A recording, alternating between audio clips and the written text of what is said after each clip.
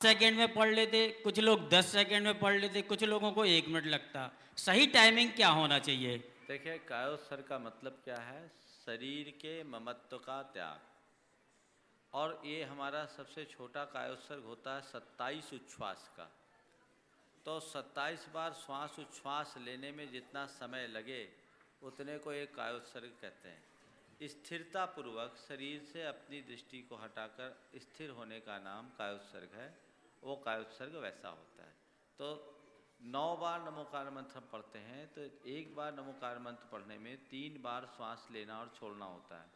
न श्वास लेते समय नमो अरिहंतानम, श्वास छोड़ते समय नमो सिद्धानम, श्वास लेने पर नमो आयरियानम, छोड़ने पर नमो वज्रायनम, पुनः श्वास लेने पर नमो लोए और छोड़ने में सब साहुनम। अब ये सबकी अपनी अपनी प्रैक्टिस है। जो बहुत फास्ट सांस लेते छोड़ते हैं ना, उनका जल्दी हो जाता है। चलिए आगे। महावीर जी छाबड़ा हावड़ा, उसके बाद में ज्ञानचंद जी छाबड़ा लालगोला, तैयार रहे। जल्दी जल्दी इधर देखो। हेलो महाराज श्री नमोस्तु। हाँ बोलो। महाराज श्री नमोकार मंत्र का ध्यान कब और कैसे करना चाहिए? देखिए, नमोकार मंत्र का ध्यान जब मन में आए तब करना चाहिए। एक ये नमोकार मंत्र ही ऐसा मंत्र है जिसके लिए कहा गया अपवित्रो पवित्रो वा सुस्थितोपि दुस्थितो सुस्थितो दुस्थितोपि वा यो स्मरेत ध्यायत पंच नमस्कारम सर्व पापहि प्रमुच्यते। कि आप पवित्र हो अथवा पवित्र, अच्छे से स्थिर हो या दुस्थिर हो, आप पंच नमस्कार का ध्यान करें, सर्व पापों से मुक्त हो जाएंगे। तो ये हर अवस्था में इसका ध्यान किया जा सकता है। आपके प्रश्न का आशय ये होगा कि ध्यान कैसे करें। कैसे? तो ध्यान करने के लिए कई विधियां हैं। नमोकार मंत्र के ध्यान की कई विधियां, ये पदस्थ ध्यान का एक रूप है। और इनकी विधियों में कुछ सरल विधि मैं आपको बताता हूँ। जैसे नमोकार मंत्र को रंगों के साथ, आप थोड़ा सीधे हो जाए, दूसरे लोगों को ऑब्स्ट्रक्शन होता है। नमोकार मंत्र को आप अगर रंगों के साथ ध्याएं तो अरिहंत भगवान को सफ़ेद रंग के साथ ध्यान में लें। नमो सिद्धानम का उगते सूर्य के रंग से ध्यान करें। नमो आयरियानम का पीले रंग के साथ ध्यान करें। नमो उवज्जायानम का नीले आसमानी रंग के साथ ध्यान करें। और नमो लोए सब शाहुनम का काले रंग के साथ ध्यान करें। तो महाराज कैसे करें? अपनी कल्पना में एक गोला रखें और उस गोले को ऐसा रखें कि सामने एक गोला है, जैसे सूरज उगता है ना वैसा गोला। तो एक सफ़ेद गोला चंद्रमा के समान धवल अपनी दृष्टि के सामने रखें और ये देखें कि ये गोला सफ़ेद बढ़ता बढ़ता बढ़ता पूरे ब्रह्मांड में फैल रहा है। और नमो अरिहंतानम का ध्यान करें। इसी प्रकार नमो सिद्धानम पे आते समय आप उगते सूर्य जैसा लाल गोला देखें और उस गोले को अपनी कल्पना से बढ़ाते जाएं और सब में नमो सिद्धानम को अंकित देखें। इसी तरह का फिर पीला गोला, फिर नीला गोला और फिर काला गोला।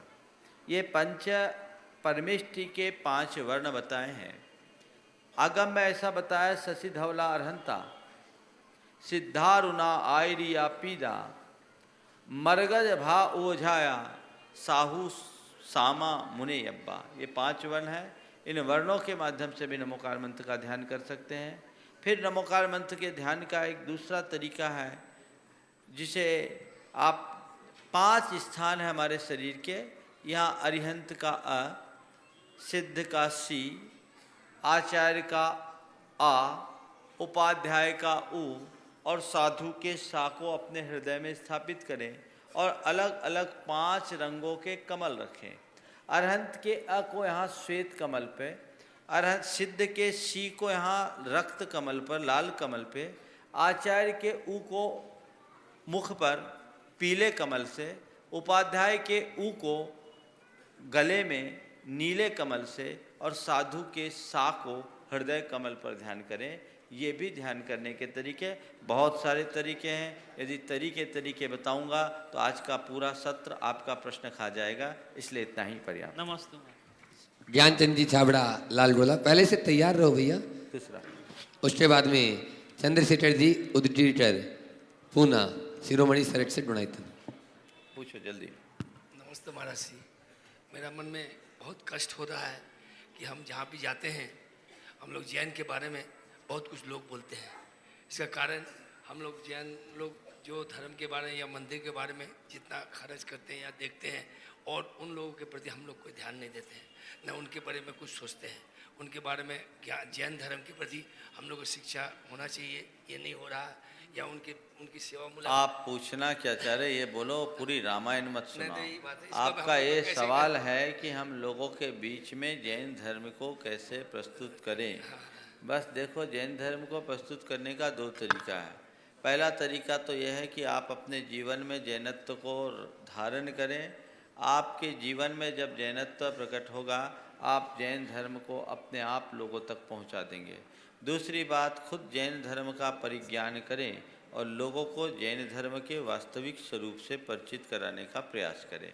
जैन धर्म को जन धर्म बनाने का यही मुख्य उपाय है। आगे चंद्रशेखर जी उद्टीटर, उसके बाद आदिश जी जैन भोपाल तैयार रहें, फिर प्रकाश जी सेठी रांची तैयार रहेंगे। नमस्ते महाराज जी। समोशरण तथा जिन मंदिर के बाहर मानस स्तंभ किस बात का प्रतीक है? देखिए, समोसरण के बाहर जो मानस स्तंभ होता है वो मनुष्य के मान को स्तंभित करने का प्रतीक होता है। मानस स्तंभ को देखते ही सामने वाले व्यक्ति का मान विगलित हो जाता है। जो मान को स्तंभित कर दे उसका नाम मानस स्तंभ, यानी भगवान की उस उच्च मुद्रा को देखकर अपनी लघुता का बोध होने लगता है, और लघुता के इस भाव बोध का नाम ही मान का विगलन है। आगे आदिश जी जैन भोपाल, फिर प्रकाश जी सेठी तैयार रहें, उसमें डॉक्टर चंद्रकला गंगवाल पूना। महाराज जी के चरणों में नमोस्तु नमोस्तु नमोस्तु। महाराज जी, मैं जब भी किसी तीर्थ में जाता हूँ, इस तीर्थ में आपके दर्शनों के लिए आता हूँ, दर्शन करता हूँ, लेकिन लोग यहाँ दर्शन करके फिर कुछ यहाँ से लेके नहीं जाते हैं। यहाँ से निकलते ही उनका सारा हरा पीला नीला शुरू हो जाता है, कसाई बंद नहीं होती। तो ये क्या कारण है कि इनके मन में प्रतिज्ञा क्यों नहीं होती है कि एक चीज़ कम से कम लेके जाएं? हमारे इस युग के आचार्य विद्यासागर जी जो आज भगवान के स्वरूप हैं, ऐसे संतों के बीच में उनकी वाणी को सुनकर आज प्रमाण सागर जी आपके सामने हैं, लेकिन क्यों नहीं लोगों में परिवर्तन है? मुझे इस बात का बहुत दुख है, बहुत संताप है। उसमें आप भी शामिल हो। हम तो आपके साथ आकर के चलिए, और देखिए बदल गए हैं। आपने मुझे पूरा बदल दिया है, बदल दिया, पूरा बदल दिया है। अभी बदले नहीं हो, बदलोगे तब जब हमारे रंग में आओगे। अभी क्या है, अभी तो ऊपर का बदलाव, चलिए वो भीतर भी का हो बदलाव का सकता मजा। है। आपने बहुत अच्छा प्रश्न पूछा है कि धार्मिक समागम पाने के उपरांत भी जीवन व्यवहार में धर्म परिलक्षित क्यों नहीं होता। आपके प्रश्न का आशय कुछ यही मुझे समझ में आता है। देखिए, 3 तरह के लोग होते हैं, एक पत्थर की तरह के, दूसरे मिट्टी के तरह के, और तीसरे रुई की तरह के। पत्थर के तरह के लोग अलग प्रकार के होते हैं। आपने पत्थर को देखा, पत्थर को पानी में डालो तो पत्थर भींगा हुआ दिखता है, लेकिन पत्थर कभी भींगता नहीं है। पत्थर ऊपर ऊपर भींगा दिखता है, अंदर से भींगा ही नहीं। हवा लगती जहाँ के तहाँ सूख जाता है। संसार के बहुसंख्यक लोगों की मनोवृत्ति पत्थर की तरह की होती है। वो जब तक धार्मिक समागम में होते हैं भींगे हुए दिखते हैं, बाहर की हवा लगते ही ज्यों के त्यों हो जाते हैं।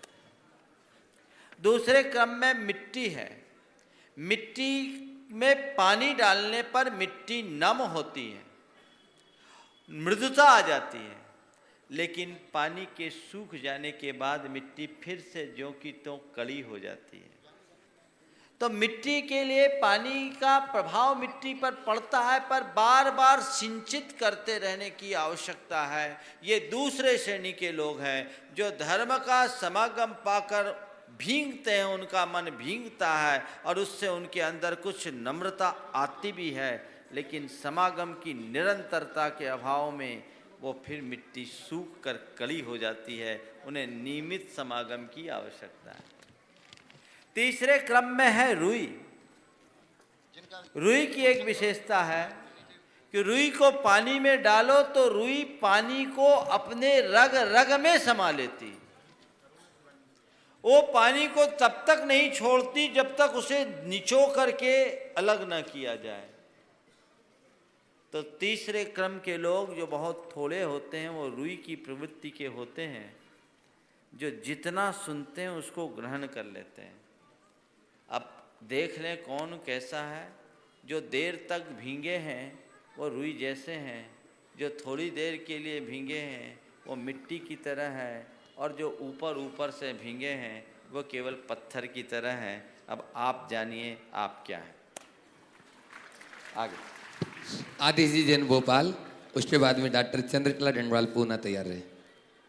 गुरुवर नमोस्तु। आज के विज्ञान के युग में इंसान चंद्रमा पे पहुंच गया, किंतु हम हमारे प्रथम तीर्थंकर आदिनाथ भगवान की जन्मभूमि के निर्वाण भूमि के बारे में विज्ञान ने या कहीं से भी कोई चीज़ हमें जानकारी नहीं मिलती, जैसे कैलाश पर्वत का बताया, तो इसकी जिज्ञासा है मेरी, कृपया शांत देखिए करें। आपने जो बात छेड़ी एक बहुत अच्छी बात है और जिसकी जानकारी पूरे देश को होनी चाहिए। हमारे सारे शास्त्र भगवान ऋषभ देव की निर्वाण स्थली के रूप में कैलाश पर्वत के लिए बताते हैं, और कैलाश पर्वत एक हम सबका दिव्य क्षेत्र है। पहले बाबा लामची दास जी एक साधक हुए जो लगभग भूटान के थे, भूटान वासी, जो आज से लगभग 150 वर्ष पहले 22 वर्षों की पैदल यात्रा में सारे तीर्थ क्षेत्रों की वंदना की, और उसमें कैलाश पर्वत की भी वंदना उन्होंने की, और उसका बहुत सुंदर वर्णन उन्होंने लिखा मेरी कैलाश यात्रा के रूप में। पर वो जब मैं पढ़ता था तो ऐसा लगता था कि इसमें कुछ बातें गले नहीं उतरती। लेकिन अभी अभी एक बहुत अच्छा तथ्य सामने आया। नासा के द्वारा कैलाश पर्वत पर कुछ फोटोग्राफ्स लिए गए हैं जिसमें 65 मीटर की दिगंबर प्रतिमाएं कायोत्सर्ग मुद्रा में मिली हैं। एक अमित जोशी करके एक व्यक्ति है, उसके संदर्भ से एक लेख प्रकाशित हुआ है श्वेतांबर परंपरा की एक पत्रिका नमो तिथस्य। उस पत्रिका में उन्होंने उसका वर्णन लिखा कि कैलाश पर्वत के थोड़े आगे एक सिद्धाश्रम नाम का स्थान है। उस पत्रिका में वर्णित लेख के अनुसार अमित जोशी कथित तौर पर वो सिद्धाश्रम तक गया। सिद्धाश्रम अपने आप में अनुपम स्थान है, और वहाँ न सर्दी है न गर्मी, और वहाँ एक बहुत समुन्नत लाइब्रेरी, और उसके कथनानुसार वहाँ पर्याप्त संख्या में दिगंबर साधुओं का भी समागम। उसमें उन्होंने कुछ परिवर्तन किया, दिगंबर मूर्तियों में चिन्ह बना दिए आँख वगैरह जड़ के, लेकिन ये स्पष्ट है कि वो दिगंबर प्रतिमाएं हैं। उस पर अभी और शोध आवश्यक और अपेक्षित है। निश्चित ये बहुत क्रांतिकारी उपलब्धि होगी, और इससे जैन जगत के इतिहास को एक नई दृष्टि मिलेगी। अगर सबका पुण्य अनुकूल रहा तो बहुत जल्दी हम लोग इस खोज के निष्कर्ष तक पहुंचेंगे। आगे डॉक्टर चंद्रकला डंडवाल पूना, उसके बाद डॉक्टर संपूर्ण जैन मंडला तैयार है। महाराज जी, हम पंच कल्याणक में तथा विधानों में इंद्र आदि की कल्पना करते हैं, मनुष्यों को इंद्र इंद्राणी बनाते हैं, यानी देवों के द्वारा ही पंच कल्याणक और विधान किए जाते हैं। लेकिन देव तो मनुष्य होने के लिए तरसते हैं, तो ये विरोधाभास कैसे? देखो, देव पर्याय में और मनुष्य पर्याय में अंतर है। भक्ति का चरम देवों में होता है और साधना का चरम मनुष्य में होता है। देव उत्कृष्ट आराधक होते हैं और मनुष्य उत्कृष्ट साधक। इसलिए जब हम आराधना के क्षेत्र में आते हैं तो अपने भीतर देव की स्थापना करते हैं, और जब हमें साधना के क्षेत्र में जाना है तो भीतर के मनुष्य को जगाना होता है। इसीलिए देवों में इंद्र पर्याय बनाई जाती है। ये डॉक्टर के.एम. डंडवाल जी पूना की धर्म पत्नी है जो गर्भ से रात्रि भोजन नहीं किए। ऐसे डॉक्टर के.एम. डंडवाल को भी कल यहाँ आना था, पर कल उन्हें करुणा रत्न का अवार्ड जोधपुर में मिला और इसलिए वो इनको यहाँ आना था, उनको कार्यक्रम वहाँ बनाना पड़ा, पर इनने कहा कि आप अवार्ड संभालो, हम तो महाराज के पास जाएंगे। डॉक्टर संपूर्ण जैन मंडला उषा पंडित महेश जी सतना तैयार है। पूछो पूछो पूछने दो। महाराज जी, संसार में विष बेल नारी ऐसे हमेशा से कहा जाता है, पर आजकल दूसरा दृश्य दिखता है, सती भी स्त्रियां ही आपके ज्यादा प्रश्न प्रसिद्ध मैं है। बताऊं, अगर नारी विषबेल है तो पुरुष विषफल हो जाएगा, क्योंकि पुरुष को जन्म देने वाली तो नारी है। विषबेल में तो विषफल ही लगेगा ना, तो इसको प्रतीकात्मक रूप से लीजिए।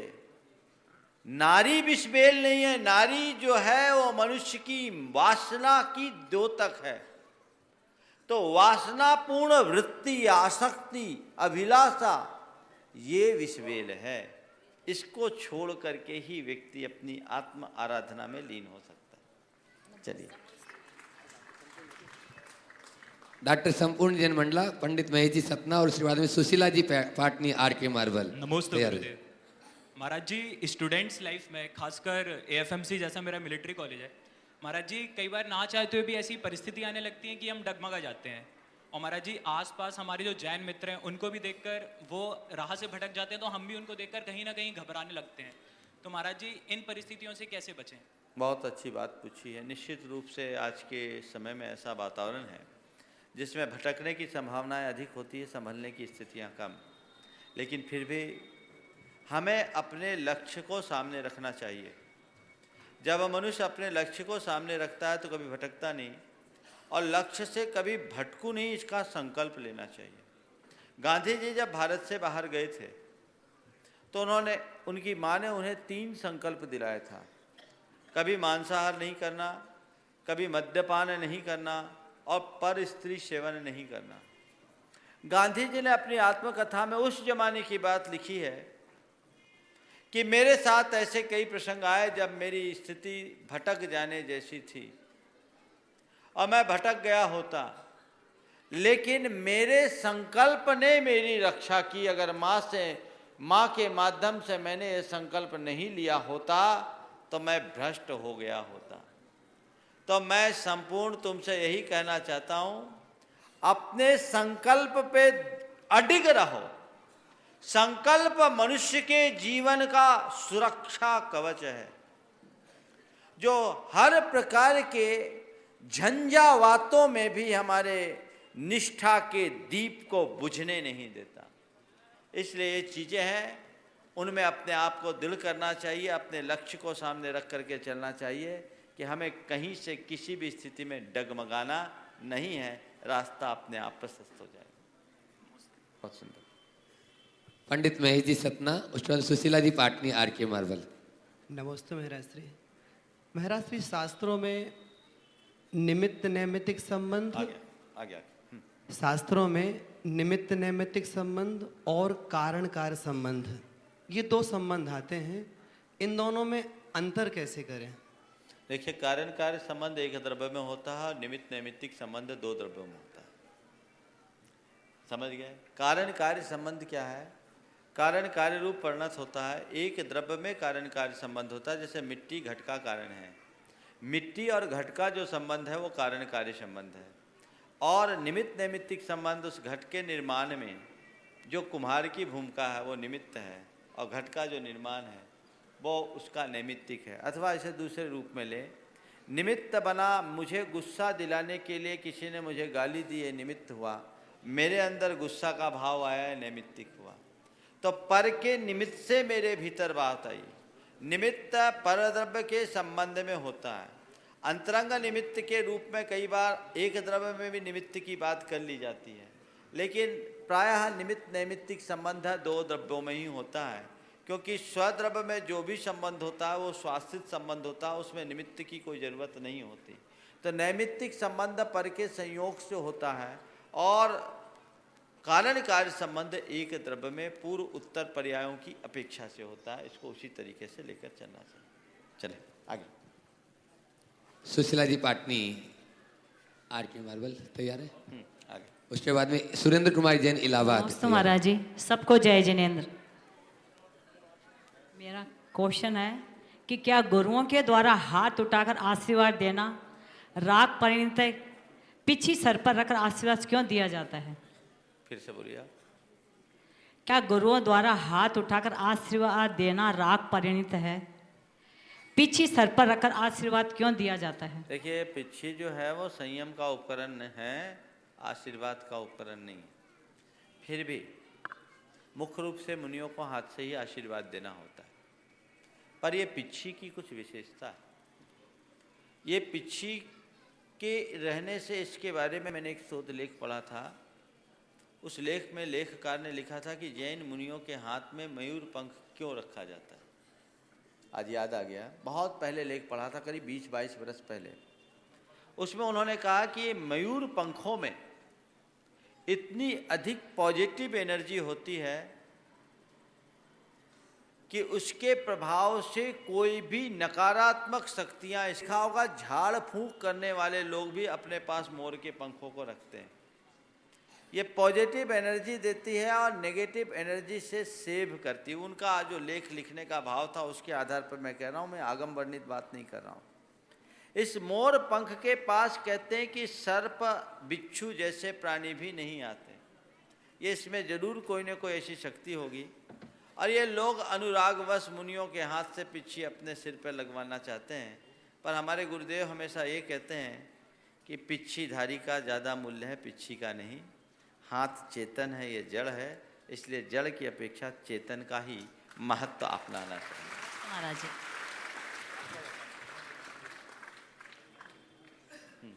राजेंद्र सुरेंद्र कुमार जैन इलाहाबाद। उसके बाद विशाल जी गोदा दुबई। महाराज जी के चरणों में मेरा नमोस्तु नमोस्तु। गुरुवर, मैंने संलेखना व्रत ले रखा है और तब से बराबर कुछ न कुछ नियम पालन करता हूँ। 14 को वहाँ तपस्वी चला जाता हूँ, 13 को चला जाता हूँ, 14 वही रहता हूँ, व्रत रखता हूँ और 15 को शांति धारा करके फिर आ जाता हूँ। विदेश पहले बहुत जाना होता था, मैंने उसे भी जाना बंद कर दिया। आप प्रश्न पूछो। लेकिन गुरुवर, हर वक्त ये संक्लेश बना रहता है कि हमारा अंत समय कैसा होगा, किसका सानिध्य मिलेगा, उस समय हमें संबोधन करने वाला कौन होगा। आपके प्रश्न का आशय मैं समझ गया।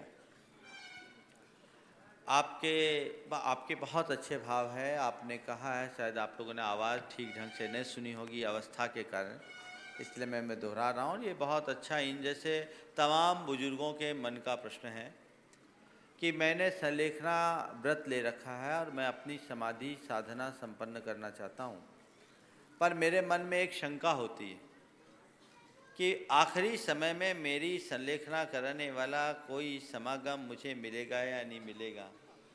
कहीं ऐसा तो नहीं हो कि बीच में ही मैं बिना संलेखना के इस दुनिया को छोड़ूं। ये शंका है। बंधुओं, मन में इस प्रकार का भाव रखिए कि अंत समय में मुझे अच्छा समागम मिले, पर ये नकारात्मक भाव मन में मत आने दीजिए कि मुझे मिलेगा कि नहीं मिलेगा, कहीं ऐसा तो नहीं होगा, कहीं ऐसा तो नहीं होगा। मैं आपसे कहता हूँ, इसके निवारणार्थ आप ये भाव बनाइए, अपने मन में भाव जगाइए पॉजिटिव कि मैंने जीवन भर अच्छी साधना की है, अच्छी भावना भाई है और मेरा अंत अच्छे से होगा।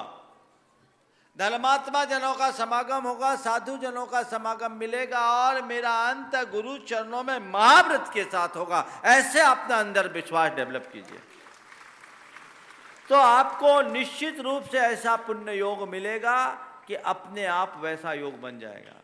दूसरा, उम्र के इस पड़ाव में अब घर से संपर्क कम कीजिए और साधु संतों के संसर्ग को बढ़ा दीजिए, आप संभल जाइए। चलिए। विशाल जी डोडा दुबई। उसके बाद में दीक्षा जैन छतरपुर। नमोस्तु नमोस्तु नमोस्तु। मैं जिनश्री जैन दुबई से। मेरा क्वेश्चन है महाराज जी, आप जो एक बार खाते उसमें अगर बाल आ गया तो आप क्यों छोड़ देते थे? बहुत अच्छी बात है। मुनि महाराज एक बार खाते हैं और उसमें भी बाल आदि आ जाए तो क्यों छोड़ देते हैं? देखो, बहुत सारी गाड़ी होती है ना, गाड़ी, हर गाड़ी में अलग अलग फ्यूल की खपत होती है। किसी गाड़ी का एवरेज बहुत अच्छा होता है, किसी गाड़ी का एवरेज कम होता है, समझ गए? तो जो गाड़ी बहुत अच्छा एवरेज रखने वाली होती है वो कम तेल खाती है। हम लोगों की गाड़ी ऐसी बन गई है कि कम फ्यूल में ही ज़्यादा एवरेज देती है, समझ गए? आप लोग बार बार खाते हो, उसके बाद भी उतनी मेहनत नहीं कर पाते हो जितनी कि हम लोग एक बार खाकर आपसे ज़्यादा मेहनत कर लेते हैं, समझ गए? हम लोग मुनि महाराज में और साधारण व्यक्ति में इतना ही अंतर है कि आप खाने के लिए जीते हो, हम जीने के लिए खाते हैं। जितने में हमारे शरीर का काम चल जाए उतने में ही हम काम कर लेते हैं। एक बार खा कर के भी 18-20 घंटा हम लोग मेहनत करते हैं और उसके बाद भी आपसे ज़्यादा फिट दिखते हैं, और जिस दिन न खाए उस दिन ज़्यादा फिट दिखते हैं कि नहीं दिखते? ठीक है। और बाल का अंतराय हम लोग इसलिए करते हैं कि भोजन में कोई अशुद्ध पदार्थ आने से हिंसा होती है, इसलिए हम लोग उसका सेवन नहीं करते। ठीक है, चलो। दीक्षा जैन छतरपुर, उसके बाद मंजू जी सेठी गया। नमोस्तु नमोस्तु। मेरा प्रश्न है कि पूजा के बाद जो जयमाला बोलते हैं उसके बाद इति आशीर्वाद बोलते हैं, तो वो कोई कहते हैं कहना चाहिए, कोई कहते हैं नहीं कहना चाहिए, तो इति आशीर्वाद का औचित्य मुझे समझ में नहीं आया। इत्याशीर्वाद, कई बार इसका प्रसंग उठा, किससे आशीर्वाद ले रहे हो कि दे रहे हो? क्यों प्रतिष्ठाचार्यों, क्या कर रहे हो? ले रहे हो कि दे रहे हो? किताब में छपी है सो आप बोल रहे हो, कहीं कोई औचित्य मिला किसी प्रतिष्ठा ग्रंथ में? मेरे को समझ में नहीं आता, आपको समझ में आए तो आप जानो। मिश्का औचित्य इति पुष्पांजलि में छिपे तो ठीक, इत्याशीर्वाद ये मुझे समझ में नहीं आता। अगर इसको करे तो इसको थोड़ा संशोधित करके पढ़े या उसके मन में भाव संशोधित कर ले तो कोई बुराई नहीं। इत्याशीर्वाद भवतु इति आशीर्वादो भवतु, आपका आशीर्वाद मुझे प्राप्त हो, आपका आशीर्वाद मुझे पर बने रहे। इत्याशीर्वाद वर्धते वर्धताम, ये हो तो ठीक है। इत्याशीर्वाद है, इस शब्द का अर्थ सुसंगत नहीं बैठता जिस संदर्भ में आप इसका प्रयोग करते हैं। चलिए आगे। थोड़ा शीघ्रता से मंजू जी सेठी गया और दीक्षा जैन। एक में तीन नहीं, एक ही, बहुत लोग हैं, बस 5 मिनट बचा, सबको चांस। बाकी शेष लोग इधर उधर हो जाए। नमोस्तु महाराज जी। महाराज जी, हमारे सभी तीर्थंकर सिद्ध पद को प्राप्त कर चुके हैं, फिर उनकी प्रतिमा हम अनंत अवस्था में क्यों पूजते हैं? इसलिए कि सिद्ध दिखते नहीं, अनंत दिखते हैं, और अनंत नहीं सिद्ध का हमें रूप बताया है।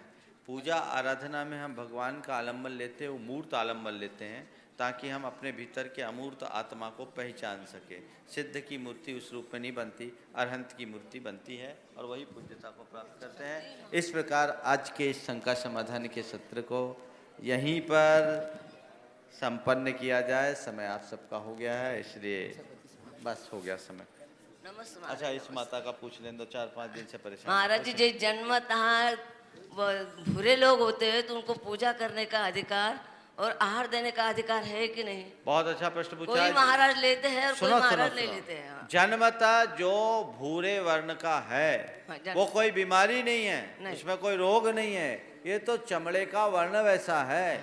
हमारे तीर्थंकर भगवान भी 2 गोरे 2 सांवले 2 हरिहर 2 लाल ऐसे हुए, तो जब तीर्थंकर वैसे वर्णों के हो सकते हैं तो मनुष्य यदि जन्मतः भूरा हो तो उसको आहार देने में कोई विरोध नहीं होना चाहिए, उससे लेना चाहिए, उसको पूजा करने का, अभिषेक करने का भी अवसर देना चाहिए। और हमारे गुरुदेव उन सबको दोनों हाथों से आशीर्वाद देते हैं, किसी भी प्रकार का निषेध नहीं है। इस प्रकार आज एक प्रश्न और है क्या महाराज जी, जो इस विधान के सौधर्म इंद्र बने हैं सुषमा जी पांड्या, शशि इंद्राणी है, वो मुझे पर्ची दे रही थी। आशय ये है कि सातिया का कब से प्रचलन है और कोई भी शुभ कार्य में हम जो सातिया बनाते हैं उसका क्या अर्थ है? ये बहुत अच्छा प्रश्न है और इस प्रश्न का उत्तर अब देख कहाँ रही। हाँ, इसको रिजर्व रखते हैं क्योंकि उनको अभी देखने का मौका नहीं मिलेगा। इस प्रश्न को कल लेंगे क्योंकि आज का ये कार्यक्रम आप ही लोग देख रहे हैं, देश कुछ और देख रहा है। महाराज जी एक प्रश्न अब हो गया, बस चलो। छोटा सा प्रश्न। कुछ नाम मेरे पास में हो रहा है, उनकी घोषणा कर दूं। श्रीमती कांता सेठी एवं सेठी परिवार, सुदामा नगर, इंदौर, ये निर्माण निधि सदस्य में उन्होंने योगदान दिया है। प्रमोद कुमार जी एवं अरुणा जी जैन, टुंडला, फिरोजाबाद, निर्माण निधि सदस्य। नीलम पाटनी, राजकुमार पाटनी, मणिपुर। अमर जी, प्रमोद जी, पदम जी डंडवाल, केदार रोड, गुवाहाटी, और अशोक कुमार जी, निर्मल कुमार जी, भागलपुर। तीनों ने अलग अलग निर्माण निधि सदस्य में अपना योगदान दिया है। Saroj Jain, wife of late Vijay Kumari Jain, Udaipur, निर्माण निधि सदस्य में योगदान दिया है। एक नाम सूत्रधार मेरे से छूट गया था, श्रीमती केसर देवी, विमला देवी डंडवाल, रांची। जोरदार तालियों से उनका स्वागत करेंगे। यदि यहाँ उपस्थित हो तो वे चले भी आएंगे।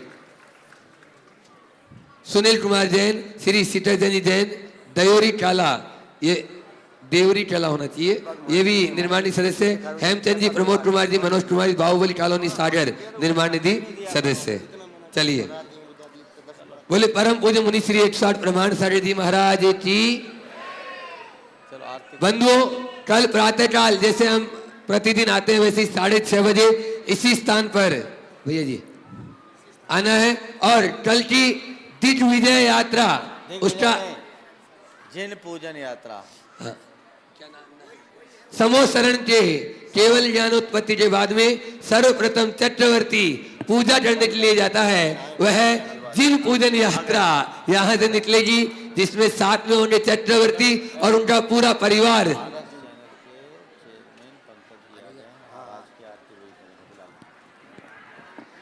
आप लोग खड़े क्यों हो गए? कल दिन में जो सुबह पूजा होती वो तो होगी, शाम को दिन में ठीक हमारे बीच में पारस चैनल के चेयरमैन पंकज जी जैन में देख रहा हूँ आ चुके हैं। मैं उन्हें ससम्मान यहाँ आमंत्रित करना चाहता हूँ। बंधुओं, जब जब भी धर्म प्रभाव न कोई भी कार्य हो, और पारस चैनल ने तो ऐसी अलग जगह दी है, आज वे यहाँ पर उपस्थित हुए। आप लोग जोरदार तालियों से, तालियों में कंजूसी नहीं करना। पंकज भाई परम पूज्य महाराज श्री चरणों में नमोस्तु निवेदित करते हुए आशीर्वाद प्राप्त कर रहे हैं। ऐसे पंकज जैन आज पारस चैनल से यहाँ पर उपस्थित है, जिनकी पूरी टीम जब भी हम चाहते हैं तब यहाँ पर उपस्थित हो जाती है। जहाँ जहाँ महाराज श्री का प्रवास हुआ, पारस चैनल हमेशा अपनी सेवाएं देता रहा है और आगे भी इसी तरह से सेवाएं देते रहेगा। आज की महाआरती मंच पर से करने का सौभाग्य है। मैं Pankaj ji Jain, director of Paras channel, जो यहाँ पर उपस्थित हुए हैं, उनको आज की महाआरती मंच पर से करने का। रांची वाली श्रीमती केसर देवी, विमला देवी डंडवाल, रांची, यहाँ पर उपस्थित टीम है। अनुरोध करूंगा श्रीमान कन्हैयालाल जी सेठी, औरंगाबाद महामंत्री गुणायतन, और डब्बू जी टासलीवाल वे स्मृति चिन्ह देते हुए उनका स्वागत अभिनंदन करेंगे। और आज इसके बाद में इस मंच पर से शास्त्र स्वाध्याय की इस मेला में प्रवचन होगा बाल ब्रह्मचारी संजीव भैया जी कटंगी। उनका प्रवचन, आप उनकी वाणी सुनने का सुअवसर आपको प्राप्त होगा, इसलिए उसका भी लाभ आप सभी लेंगे। आरती के बाद में अपने अपने स्थान पर वापस बैठ जाएंगे। हेलो राजू भैया, आरती का थाल लेके आए यहाँ। राजू भैया हेलो, बोलिए पंच परमेष्ठी भगवान की, चिंतामणि पार्श्वनाथ भगवान की। एक बार दोनों हाथ खोलकर बोलिए संत श्रोमणी आचार्य भगवान विद्यासागर जी महाराज की, परम पूज्य मुनिवर प्रमाण सागर जी महाराज की। एक महानुभाव की पर्ची हो रही है महाराज जी। सुनील जी सतभैया, अंजू जी जैन सागर, साहल वंशी का, इन्होंने निर्माण सारथी में अपना योगदान दिया है। 31,000 राशि उन्होंने गुणायतन के लिए दी है, बहुत बहुत धन्यवाद। उनको भी स्मृति चिन्ह दे रहे हैं डब्बू भैया। अंतर ज्योति से ज्योतित करके दीपक ज्योति जलाते हैं, प्रेम विवश हो कर हम बालक सूर्य को दीप दिखाते हैं, सूर्य को दीप दिखाते हैं। बोलिए पंच परमेष्ठी भगवान की। करे भगत जन आरती बाबा दोई बेरिया, करे भगत जन आरती बाबा दोई बेरिया, करे भगत जन आरती बाबा दोई बेरिया, दोई बेरिया जी बाबा दोई बेरिया, दोई बेरिया जी बाबा दोई बेरिया। पहली आरती श्री जिन राजा भवदधि पार उतार जिहाजा, दूजी आरती से धन केरी सुमिरन करत मिटे भव फेरी, तीजी आरती सूर्य मुनिंदा जन्म मरण दुख दूर करिंदा, चौथी आरती श्री बुझाया दर्शन देखत पाप नशाया, पांचवी आरती साधु तिहारी तुम विनाशन शिव अधिकारी, करे भगत जन आरती बाबा दोई बेरिया। अशोक जी सुशीला जी पाटने आर के मार्बल। बोलिए पंकज बिहारी साथ में मंच पर चले आएंगे आरती में अपना सिर। और अब कैलाश जी रवि भवानी मंडी पर महाराज की आरती। वो प्रवान सागर जी महाराज की भव पार लगाते हैं गुरुवर हमारे, ये भव पार लगाते हैं गुरुवर हमारे, ये जय जय ओ जय जय प्रमाण सागर जय गुरुदेव, जय जय प्रमाण सागर जय गुरुदेव, भव पार लगाते हैं गुरुवर हमारे, ये भव पार लगाते हैं गुरुवर हमारे, ये जय जय प्रमाण सागर जय गुरुदेव, जय जय प्रमाण सागर जय गुरुदेव, है विद्या गुरु के शिष्य गुरुवर प्यारे, ये हो गुरुवर प्यारे, ये चारों अनुयोग के हैं ये विज्ञ गुरुवर प्यारे, हो गुरुवर प्यारे, ये अरे विनय करूं नमन करूं गुरु का गुणगान करूं, गुरु उपकारी वो प्यारे प्यारे गुरु उपकारी, मोक्ष मार्ग बताते हैं गुरुवर हमारे, ये जय जय प्रमाण सागर जय गुरुदेव, जय जय प्रमाण सागर जय गुरु। बोले पूज्य मुनि श्री 108 प्रमाण सागर जी महाराज की जय। समोसरण की आरती सभी अपने अपने समोसरण के बाहर पहुंच जाए दीपक लेकर। जो भी महानुभाव जिनका जो समोसरण है उस समोसरण के वहां पहुंच जाएंगे। राजू भाई चलो जल्दी। उतारो मिलके छवि निहारो मिलके, थोड़ी आई से बढ़ाओ भैया। उतारो मिलके छवि निहारो मिलके, श्री समव शरण की आरती उतारो मिलके, उतारो मिलके, श्री समव शरण की आरती उतारो मिलके, उतारो मिलके, उतारो मिलके छवि निहारो मिलके, उतारो मिलके छवि निहारो मिलके, श्री समव शरण की आरती उतारो मिलके, उतारो मिलके। दोनों हाथ खोल के जय हो।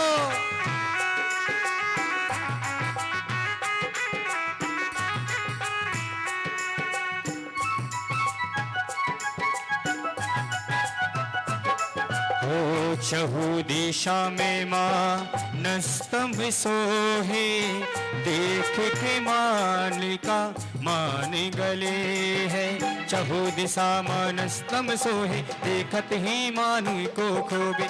ज्ञान का ये दीप सभी जलाओ में लेके, छवि निहारों में लेके, श्री समर शरण की आरती उतारो में लेके, उतारो में लेके। मा पानी दा पमा गरे गरे गरे सा, सभी दोनों हाथ खोल के। मा पानी दा पमा गरे गा सारे नी सा। थर बिना मोहे कुछ नहीं भावे, थर बिना मोहे कुछ नहीं भावे।